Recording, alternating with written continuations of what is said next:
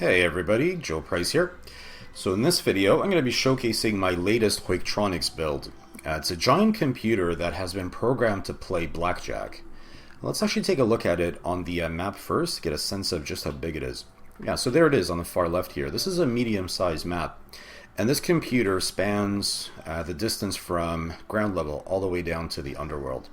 So a little bit later in this video, I'll be explaining exactly how this entire thing has been put together, and I'll go into detail about some of the mechanisms. But for the time being, let's take a look at how we can play Blackjack on this thing. So this is entry B5 in the teleporter hub, Blackjack simulator. So let's input that, and let's head over there. Alright, now before we play, let's first talk about what we see on screen here. And let me just get rid of this mini-map so we can see everything in full. Alright, so first things first, we see this bank total of $50. Every time we teleport in, $50 gets added to our account. And the objective here is to break the bank. The bank holds a maximum of $200. If we can exceed that, we win. Now, each round of play, we have a chance to place a bet. The bets that we place will always range between $10 and $40 in $10 increments. The objective, this is Blackjack, the objective here is a race to 21. It's the player against the house. And cards are going to be drawn at random here, and they're going to be added to the player tallies and the house tallies as well. Now before we begin a round, first we must pull the new lever. This is a clear lever. It resets everything. So let's pull that and let everything reset. Alright, next we place a bet. So let's place a $20 bet here. Every time we pull a lever, $10 gets added to the bet total. So we'll pull the lever twice, and we've got $20 set. Now, the moment that we begin, the betting is cut off. If we try to pull the bet lever while cards are being drawn, nothing is going to happen. Okay, so to begin, we pull the deal lever. And yeah, as soon as we do that, a card is drawn at random. It'll be added to the player total. So player draws a 4 here. Then another card is going to be drawn at random, and that's going to be added to the house total. So house draws a 6 here. Next, the player takes action. So the player can start drawing cards, and whenever the player feels like stopping, the player will just pull the hold lever. Alright, so let's draw a card. Alright, so an ace is drawn. Now, since we're doing a tally system here, we have to actually set a value for the ace. Instead of having it either 1 or 11, in this game, it's always 11. Alright, so we've got 15 player tally. So let's see what happens when we hold here. When I pull the hold lever, cards are going to be drawn for the house, and the house is always going to stop the moment that it exceeds the player total, so long as the house total is 17 or greater. If it's under 17, it'll just keep drawing cards until at least 17 is reached. So once the house total exceeds the player total, the player will lose. The amount of the bet will be deducted from the bank. Now if the house busts, then the player wins, and the bet total is going to be added to the bank total. Alright, so let's see how the house does here. Let's hold. Alright, so 7. So house total is 13 now, and the house will draw again. Alright, so house busts. So player wins, bank total will go up to $70. Alright, so there we go. Alright, so let's clear. Alright, so place another bet. This time, let's bet the maximum. Let's bet $40. There we go. Alright, let's deal. Player gets a 9.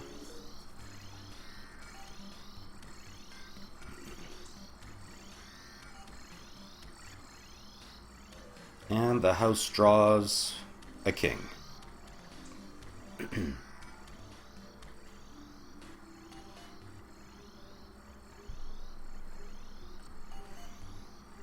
Alright, so player decision. Draw a card. Let's draw. Alright, so player draws an 8 of diamonds. We're going to hold on 17 here. Alright, so let's see what the house draws. House draws a king, gets a 20, and that beats the player total. Player loses. So we'll have $40 deducted from 70.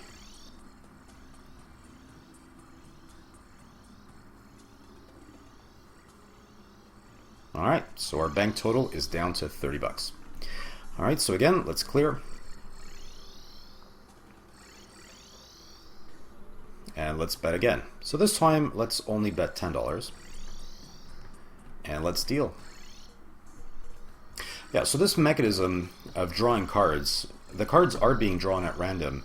However, once a card is drawn, it's removed from the pool of random cards. Unless we hit the shuffle lever, in which case all the cards will become available for drawing. Alright, so player got a 6, house got a queen. Let's draw some cards. Alright, that's pretty good. Player gets a 4. Alright, let's hit again. Player gets a 2. Let's draw another card. Get an 8, that's pretty good. We'll stop on 20.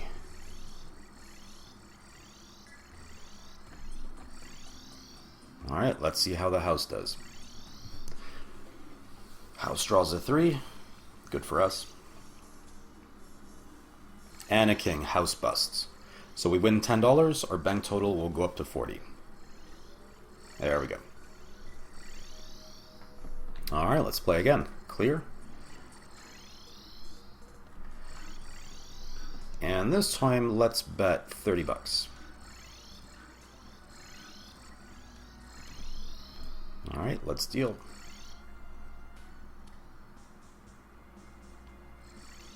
Five of hearts for the player.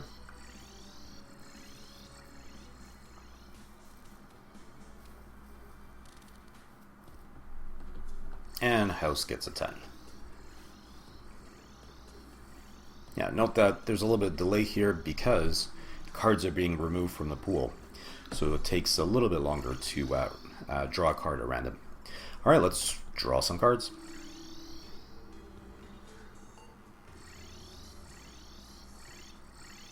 Player gets a 2, draw again. That's pretty good. Get a 4. Alright, let's hit again.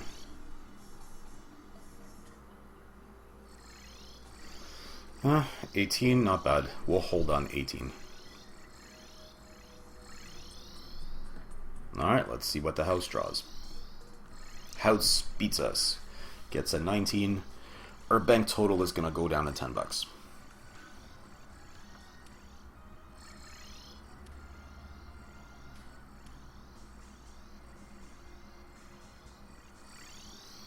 Alright. So let's clear. And now we have no choice. We could only bet $10. Alright, let's deal.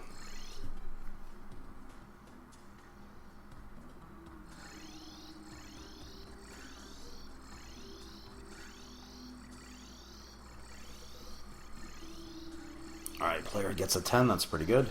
Let's see what the house draws. House gets an ace. Not so good for us.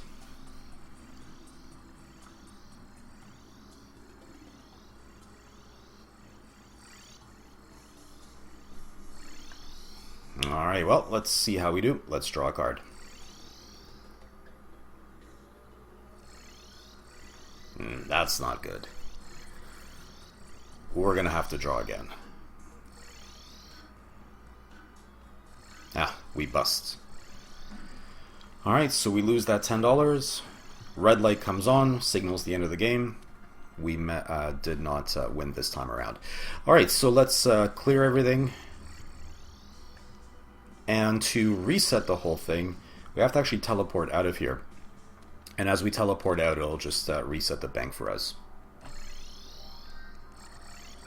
There we go. So if we want to play again, we'll input B5 as before. Teleport back in. And the $50 total has been reset.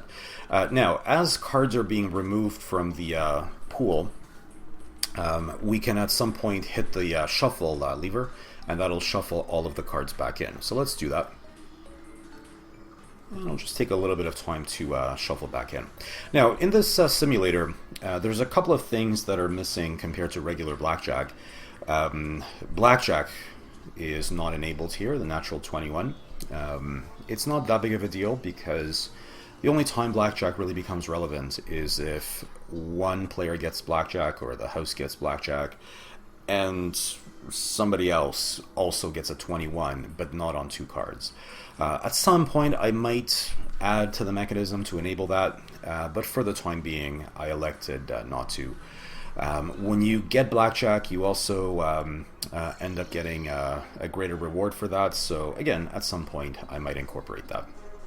Alright, so let's try maybe a few more hands, see how things go, and then I'll show you what this entire computer looks like. So let's bet 30 bucks, and let's deal. Alright, player gets a 4. And the house gets an ace. Looks like luck is not with us today.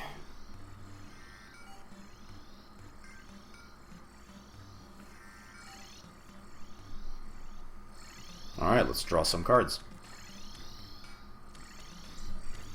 10, that's not great. We'll have to hit again.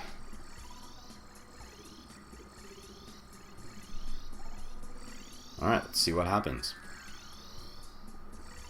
Alright, that's not bad. We'll stop at 18.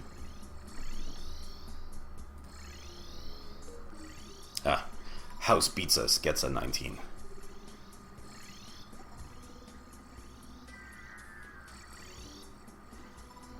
Alright, so we're down to $20 in the bank.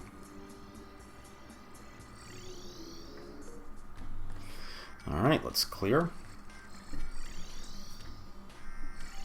And let's bet 20 bucks. See what happens. Alright, let's deal. Alright, 10. That's a good start.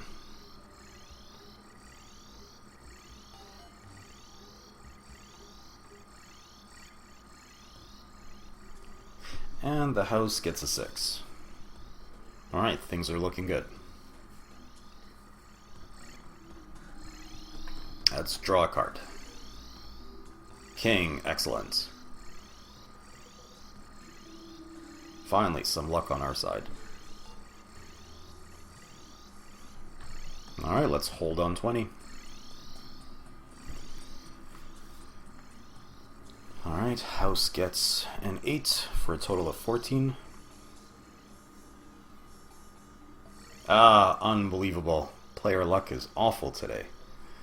House beats us at 21.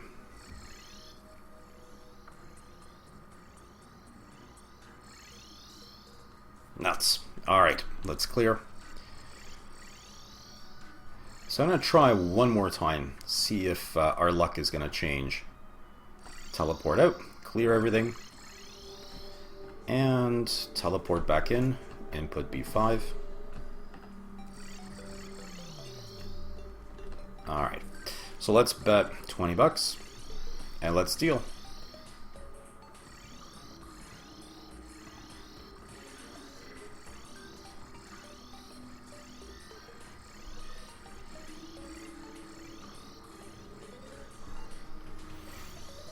Alright, looking good.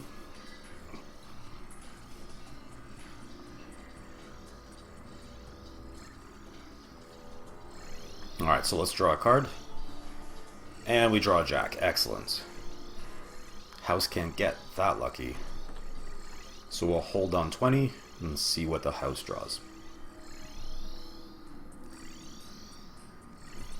Alright, looking good.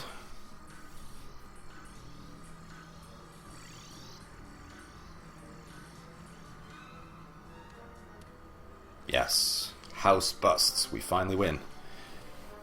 Bank total goes up to 70. Alright, so let's clear. And this time around, we're going to bet high. So let's bet the maximum 40 bucks.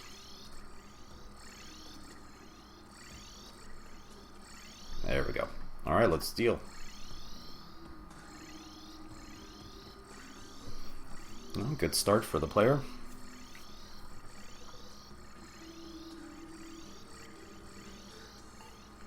and the house draws a 7. Yeah, looking good.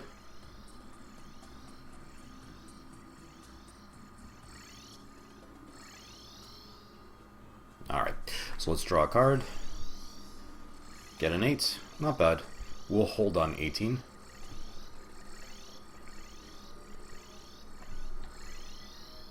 Alright, let's see what the house draws. A 7. That's good for us.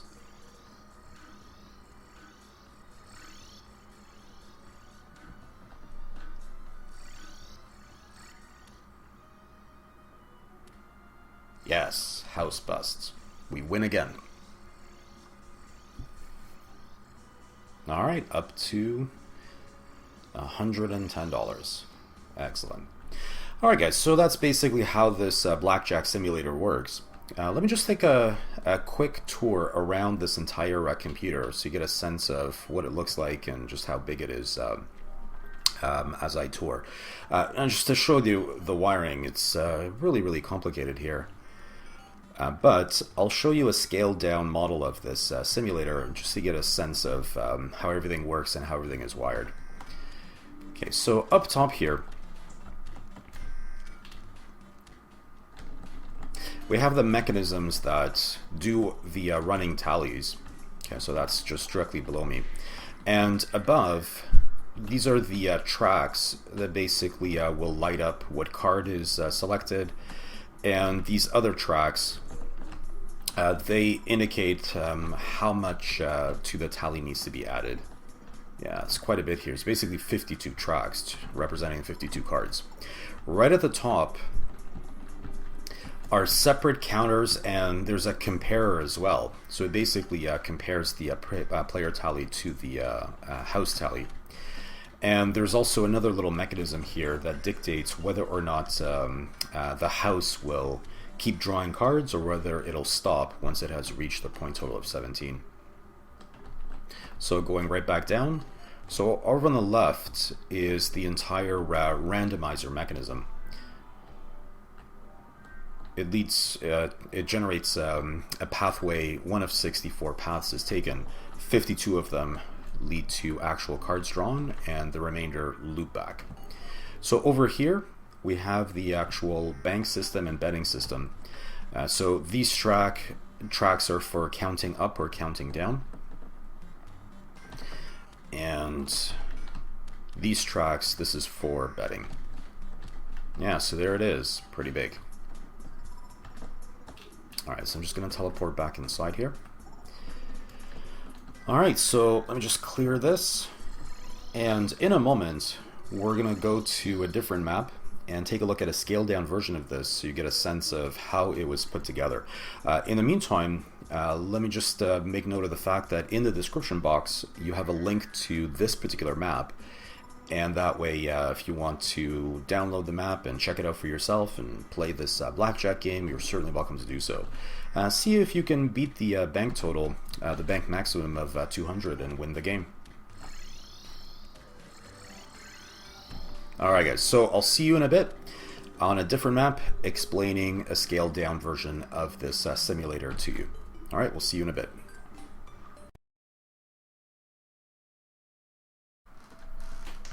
Alright, so let's talk about how this Blackjack simulator operates with the scaled down version. So in the scaled down version, we only have 4 cards that can be selected at random.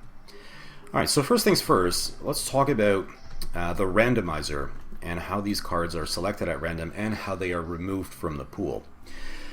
So there's a lever here on the left. When I pull that, it's going to send this NPC to the start of the clear mechanism here, the reset mechanism.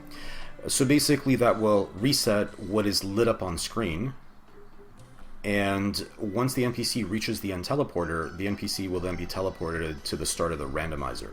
Okay, that's just to show the wiring here. So through the red wire, the NPC will be teleported right here.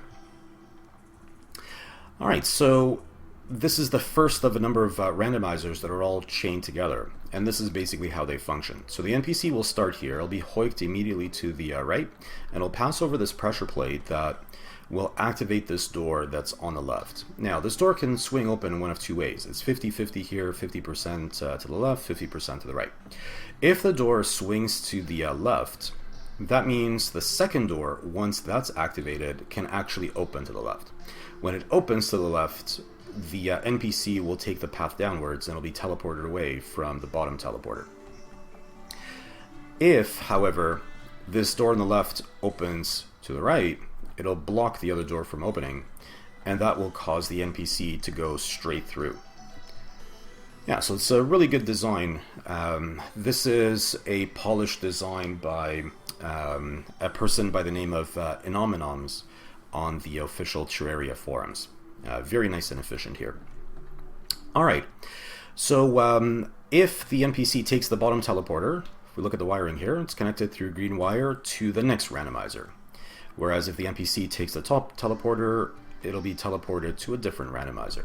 Yeah, so basically, this randomization process, it'll get the NPC to be teleported into one of these 4 tracks entirely randomly. Alright, so next, at the beginning of these tracks, there are waiting teleporters here, but there are also a pair of Hoik teeth that can be toggled the moment the NPC passes straight through. If we take a look at the wiring, the pressure plate over here is connected through red wire back to these pair of Hoik teeth. So once an NPC travels down a track, it'll toggle the pair of teeth, which means the second time the NPC will travel through that track, it'll be stopped by this teleporter, be teleported away back to the beginning of the randomizer. Yeah, so essentially this is removing cards from the pool the moment that they have been selected. Next, when the NPC travels down the length of this track, so this region here, there's a bunch of pressure plates along the way. So these pressure plates will light up various segments within the display, and this will display what card was selected and what suit was selected as well. Okay, so the next region over here, this is the player region. This is responsible for the player tallies, and this region is only reached if the pair of Hoik teeth is in the state that we see right now. If these are toggled, then the NPC will be teleported away at this teleporter over here, and this is the house tally instead. Alright, let's talk about the player tally though. So player tally, either, since we're limited to just cards 2, 3, 4, and 5, either 1 pressure plate is going to be activated, 2, 3, or 4 pressure plates. Now these pressure plates, they're connected through wire to this counter mechanism, which will basically cycle the NPC however many times we've activated pressure plates. So if 1 pressure plate is activated, it'll toggle this pair of Hoik teeth, which means the NPC will cycle through once. It'll pass through here, be teleported away at this teleporter, NPC will return back to this teleporter, and then go all the way through. If the NPC goes all the way to the end, it just gets sent right back to its house. If, however, it gets teleported away at some of these other teleporters, these are connected to another counter mechanism, a vertical one over here. So through blue wire, it gets connected here. And what this does is it ends up opening or closing certain ceilings in the counter. So the first time the NPC passes through, it'll go all the way to the top and activate this pressure plate. Now this pressure plate is connected to that ceiling, so it'll block off that ceiling, it'll deactuate it.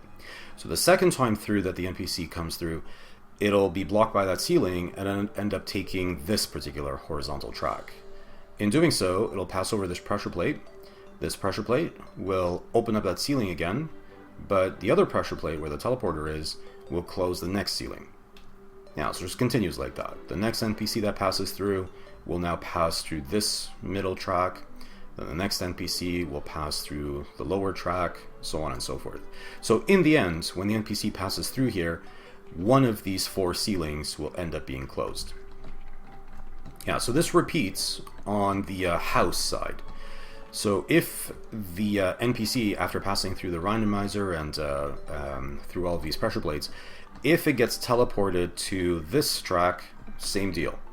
All of these are hooked up by green wires to the horizontal counter, which in turn is hooked up to the vertical counter. And yeah, it's the exact same idea here. In the end, when an NPC passes through, one of these 4 ceilings will end up being closed off. Alright, so before I explain the rest of this, let's see this in action. So when I pull the lever, the player tally will be activated. So let's see what happens. Alright, so the NPC passed through the 5 track, so the player just drew card 5, and 5 got added to the tally. And if we take a look at the ceilings here, notice how ceiling at level 5 got closed off. Now we pull this little switch, so this will toggle all of the Hoik teeth, which will cause the NPC to be teleported into the track over on the far right, the house track. Alright, so let's see what the house draws. Yeah, so the house tried to draw a 5, failed to do so, got teleported back to the randomizer, and ended up passing through the 4 track. When it passed through the 4 track, notice how in the vertical counter, the 4 ceiling is now closed off. Alright, so once we finish doing all of the tallies for both the player and the house, the next step is to run an NPC through the compare. So directly above me is the compare. So this is how the compare works. The NPC is going to be teleported right at the beginning here, and then the NPC will attempt to move through the vertical track upwards here. Now there's a player ceiling here, which will cause the NPC to be immediately moved to the right, and then the NPC will proceed upwards down this next vertical track. So there's another ceiling here, which corresponded to the houses card. So what will end up happening is the NPC will be blocked by that ceiling, it'll be immediately hoiked to the right, and these teleporters here, they're all connected through red wire. Okay, if we follow it around here. So it's connected through red wire to one of 3 horizontal tracks here. So those teleporters are connected to the bottom track. Now that bottom track, when the NPC passes through, it'll trigger a pressure plate that's connected through blue wire, and it's connected to the pair of torches above the W's. W, that's for win. This is because the player's total was higher than the house's total. Yeah, so let's see this in action. When I pull this middle lever, it'll send the NPC to the teleporter in the compare. Yeah, there we go. So the pair of torches lit up above the W. Yeah, so that's how the compare functions when the player's tally is greater than the house's tally. But in a moment, I'm going to show you what happens if there's a tie, and also what happens if the house's tally is greater. First, though, let's reset everything. So the reset mechanisms, I have the traditional horizontal reset mechanism that I showcased in almost every other Hoiktronics build previously. But the vertical reset mechanism, this is new. I had to specially design it for this entire Blackjack mechanism. And it was pretty tricky business here. So the way that this functions, this vertical reset mechanism, it's teleporter based. So the NPC starts at the very bottom, and it'll encounter ceilings along the way. If there's a ceiling, it'll just hoik the NPC to the right into a waiting teleporter, and all of these teleporters loop back to the beginning. Yeah, so basically, if there's any ceiling, that ceiling will be opened up, because all of these ceilings are also connected to the pressure plates on these teleporters. Yeah, so every time a ceiling is encountered, it'll open it up, send the NPC back to the start. Another ceiling will be encountered, it'll open it up, send the NPC to the start, so on and so forth, until all of these ceilings end up opening. It can be pretty fast if there are relatively few ceilings that need to be opened, but if there's a lot, like for instance, if we have 52 ceilings closed off, because we drew all 52 cards, then it can slow things down a little bit. So yeah, let's take a look at how this works. So it's this lever that resets everything. Oh, and of course, we have another vertical reset track here, so that we retoggle all of these Hoik teeth and open up all of these cards as possible cards to be drawn through the randomizer.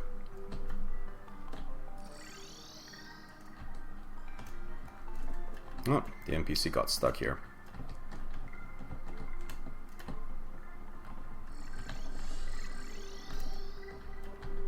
Yeah, I forgot to actuate this. In the actual mechanism, this is going to be in the actuated state, so therefore it's not going to get caught like that.